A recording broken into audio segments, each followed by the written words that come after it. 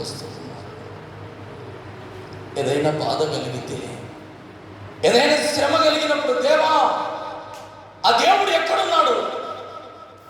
నువ్వు ఆరాధిస్తున్నావు, నువ్వు ప్రార్థన చేస్తే నా కుటుంబంలో ఎక్కడ కార్యాలు జరగలేదని నిలదీసిన వారు నా కండలో ఉన్నారు. దేవుని అలక్ష్యం చేసి, దేవుని నిర్లక్ష్యం చేసి జీవితంలో బాధ కలిగినప్పుడు దేవుడు ఎక్కడ నిందించేవారు లేరా? సాహసిస్తూ ఉన్నారు. నా బిడ్డలు వారి కొరకు నేను ఇంకా దేవుని ఎదుట ప్రాధాన్యపడుతూనే ఉన్నాను. దేవా ఇంకొకసారి క్షమించండి, ఈసారి క్షమించండి ప్రభు. వారికి ఆపద రానివ్వండి, వారికి మేలు కలిగించండి. అలక్ష్యం చేసిన వారి నీ అద్భుతాలు చూశారు, ఆశ్చర్య కార్యాలు చూశారు, కానీ నీ వంటి అలక్ష్యం చేస్తూ ఉన్నాను. చిన్న ప్రభా నడిపించండి మరొకసారి. దేవుడు అంటున్నాడు, సాహసించారు వాళ్ళు, నా ఎదుట సాహసంగా నిలబడుతూ ఉన్నారు, ధైర్యంగా నిలబడుతున్నారు. సమస్తం నా చేతుల్లో ఉన్నారని తెలియలేని వాళ్ళకి జీవము కలిగిన దేవుడు, సర్వశక్తి కలిగిన దేవుడు మాట్లాడుతున్న మాట, దేవుడి ఎదుట సాహసించి రొమ్మించిన ఎవడైనా సరే నశించి నరకం పోక తప్పదో. ఈ రోజైనా దేవునికి లొంగు, ఈ రోజున దేవుని ధర్మశాస్త్రాన్ని పాటించి పరిశుద్ధ దినమందు ప్రభు దినమిదని ప్రభు యొద్దకు పరిగెత్తడం ప్రారంభించు. ప్రభు యొద్దకు పరిగెత్తడం ప్రారంభించు. దేవుని అలక్ష్యం చేయకో, దేవుని నిర్లక్ష్యం చేయకో. దేవుని అలక్ష్యం చేసి సాహసించి, మరొక మాట చదువుదాం, 30 మాట. సాహసించి అని మాట రాసి బాధ కలిగింది మాట. నిజంగా దేవుడు ఉన్నాడన్న భయం లేకుండా, దేవుడు ఉన్నాడన్న భయం లేకుండా సాహసం చేస్తూ ఉన్నారు. ఎంతటికైనా పొరపాటు దైవ భయముతో ఉండు, దైవ భయముతో ఉండు. ఆ మాట 30వ వచనంలో, సాహసించి పాపము చేసిన ఎడల వాడు యెహోవాను తృణీకరించినవాడు కనుక అటివాడు నిశ్చయముగా జనములలో ఉండకుండా కొట్టివేయబడు. వాడిని కొట్టివేస్తా, జనాభా లెక్కలోనే ఉన్నాడు. ఎంత సాహసం వాడికి! నా ముందర నాకు లొంగకుండగా, నా ఆజ్ఞను ధిక్కరించి, నా ధర్మశాస్త్రాన్ని పాటించకుండా, పరిశుద్ధ ఆలయంలో ఉండకుండా, లోకానికి లొంగి నా ఎదుట సాహసించి పాపం చేసిన వాడిని కోరుకుంటానా? జనములలో నుండి కొట్టివేస్తాను. హల్లెలూయా. భయపెట్టుటకు కాదు, ప్రభు నాకు ఇచ్చిన మాటలు. ఉన్న 10 మంది అయినా ప్రభు సన్నిధిలో నిశ్చయముగా ఉండాలి. హల్లెలూయా. నేను కన్నీళ్లు గార్చి ఉపవాసించే ప్రతి కుటుంబము ఆశీర్వాదంగా ఉండాలి, దీవెనకరముగా ఉండాలి. ఈ రోజున వాడి జనములను లేకుండా కొట్టివేస్తాము. ఇదిగో వాడు యెహోవా మాట అలక్ష్యం చేసి ఆజ్ఞను మీరినందరూ నిత్యముగా కొట్టివేయబడును. వాడి దోష శిక్షకు వాడే కారకుడు. వాడి దోషము ఏ ఒక్కడు కారకుడు కాదు, వాడే కారకుడు, వాడే కారకుడు, వాడే కారకుడు. ఎవ్వడి దోష శిక్ష వేరొకరి మీద కాదు, ఎవ్వడి దోష శిక్షకు వాడే కారకుడు. వాడు చచ్చాడంటే నేను కాదు కారణం, వాడి దోషం వాడికి కారణం, వాడి పాపమే కారణం, వాడి సాహసమే. దుస్సాహసం చేస్తూ ఉన్నాడు వాడు సాహసించి తిరుగుతున్నాడు. నాకు లొంగలేదు, ఎన్నాళ్ళ మట్టుకు నేను చూడాలి. జనములలో కొట్టివేయబడకుండా, జనములలో నుంచి తొలగివేయబడగా ఎన్నాళ్ళు నేను చూడాలి. ఎన్నాళ్ళు ఈ రోజున ఈ వాక్యం వింటున్న దేవుని బిడ్డలారా, దేవుడు చూడలేదు లేని, దేవుడు చేయలేదని ఎన్నాళ్ళు సాహసిస్తావు? ఎన్నాళ్ళు పాపం చేసుకుంటూ, ఎన్నాళ్ళు దేవునికి లొంగకుండా నిలబడదు. ఒకరోజు రాబోతుంది, నీ దోష శిక్ష నీ మీద పడి జనములలో కొట్టివేయబడక మునుపే ప్రభు ఈరోజు నీతో మాట్లాడుతున్న మాటలకు దేవునికి లొంగో. దేవుని సన్నిధిలో ప్రార్థన చేయి. కోరహు, దాతాను, అభిరాములు మోషే ఎదుటికి వచ్చారు. కోరహు, దాతాను, అభిరాములు మోషే ఎదుటికి వచ్చారు. వచ్చి ఓ మాట మాట్లాడుతూ ఉన్నారు. 16వ అధ్యాయం మొదటి వచనం నుంచి చదువుకుందాం. లేవీకి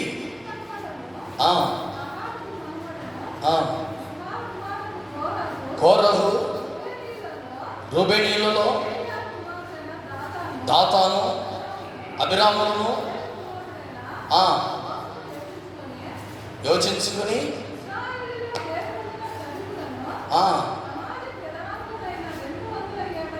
250 మందితో ఈ మోషేకి ఎదురుగా లేచి,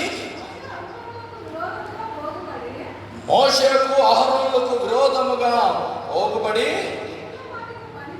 మీతో మాకు పని లేదు, సర్వ సమాజంలోని ప్రతి వాడు పరిశుద్ధుడే. హల్లెలూయా. మోషే ఎదుటికి నిలబడ్డారు, అహరోను యాజకులు ఎదుటికి ముగ్గురు నిలబడ్డారు. ఎంతమందిని? 250 మందిని పోగేసుకొని వచ్చారు. మోషే, అహరోను, మీతో మాకు పని లేదు, మేము కూడా పరిశుద్ధులమే, మేము కూడా దేవునికి ధూపం అర్పించవచ్చు, నీవేనా? హల్లెలూయా. చూడండి ఎంత దుస్సాహసం చేశారో. నీవేనా?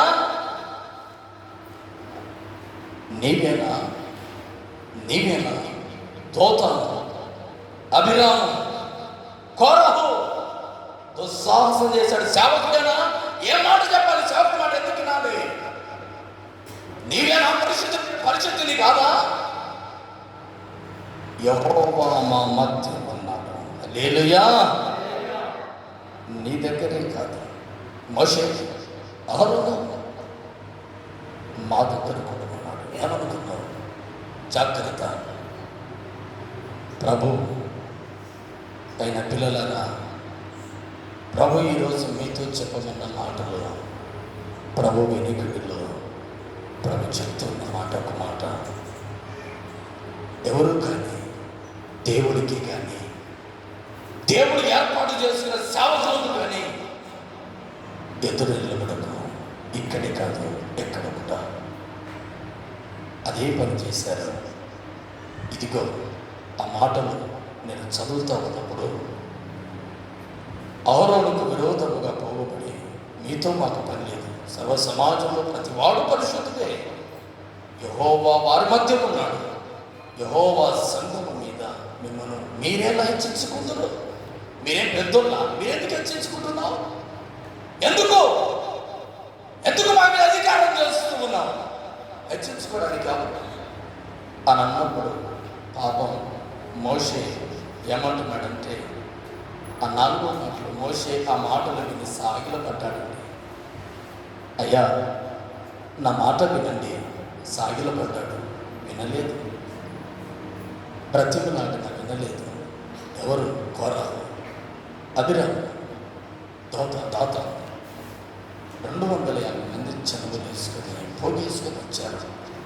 దేవునికి విరోధంలో గుంపు పోగాయి నిలబడ్డారు.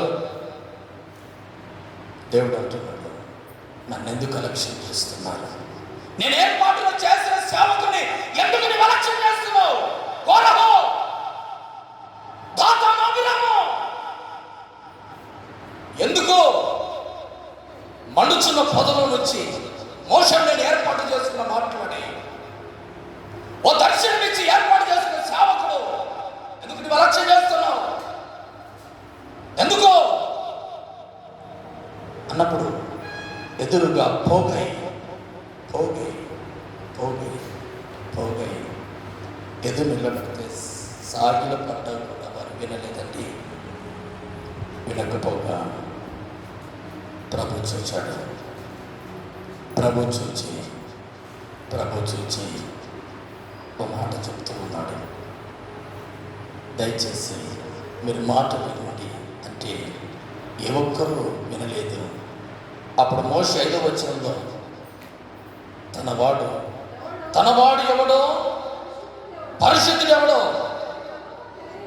రేపు యెహోవా తెలియజేసే వారిని తన సన్నిధికి రానించు.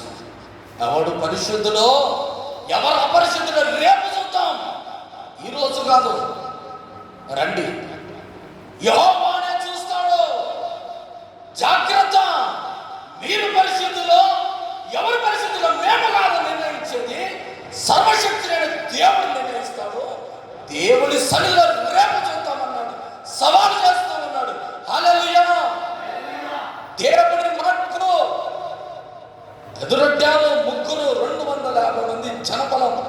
దేవుని ఎదురు జనబలమే కాదు, ధనబలమే కాదు, భూబలమే కాదు, ఏ బలము కానీ దేవుని ఎదుట సాహసించి ఏ ఒక్కరుగా నిలబడటకు శక్తి లేదు అని నిరూపించడానికి ప్రభు అయిన యెహోవా సెలవిస్తున్న మాట రేపు చూద్దాం. మోషే అంటే రేపు చూద్దాం. మీ మాట ఎందుకు వినాలి? ఆశ గారు, మీ మాట ఎందుకు వినాలి? వినద్దు. రేపు చూద్దాం. ప్రభు అయిన యెహోవా ఏం చేశాడో చూద్దాం. 19వ వచనం నుంచి చదువుదాం. కోరహు ప్రత్యక్ష గుడారం యుద్ధము సర్వ సమాజం వారి విరోధముగా పోవుగాగా యెహోవా మహిమ సర్వజనులకు కనబడేది. వచ్చాడు దేవుడు. హల్లెలూయా. రేపు చూద్దాం దేవుని మహిమ అన్నాడు మోషే. దేవుని మహిమ ప్రత్యక్ష గుడారం దిగింది. సవాల్ చేసిన వారందరూ ప్రజల ఎదుట దేవుని మహిమ దిగింది. మహిమ పడగానే ఇదిగో దేవుని మహిమ సర్వ జనులకు కనబడెను. ఊరేగించుచున్నాము విజయోత్సవముతో, యేసయ్యా నీ కన్నా సాటెవరు లేరు ఈ ధరణిలో. ఊరేగించుచున్నాము విజయోత్సవముతో, యేసయ్యా నీ కన్నా సాటెవరు లేరు ఈ ధరణిలో. రాజాధిరాజా రవికోటి తేజ రమణీయ సామ్రాజ్య పరిపాలక. రాజాధిరాజా రవికోటి తేజ రమణీయ సామ్రాజ్య పరిపాలక. రాజాధిరాజా రవికోటి తేజ రమణీయ సామ్రాజ్య పరిపాలక. విడువని కృపణాలు స్థాపించనే, సియోనులోనున్న సుతుల సింహాసనమును. విడువని కృపణాలు స్థాపించనే, సియోనులోనున్న సుతుల సింహాసనమును. రాజాధిరాజా రవికోటి తేజ రమణీయ సామ్రాజ్య పరిపాలక. రాజాధిరాజా రవికోటి తేజ రమణీయ సామ్రాజ్య పరిపాలక. దేవుడు మాట ఇచ్చి మరొకటి వాడు కాదండి.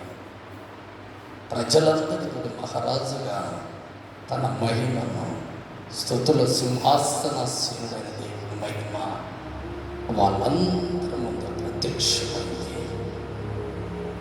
దేవుని మహిమ విరోధులకు, దేవుని ఆరాధించిన బిడ్డలకు, సర్వ సమాజం ఎదుట మహిమ కనబడుతూ ఉంది.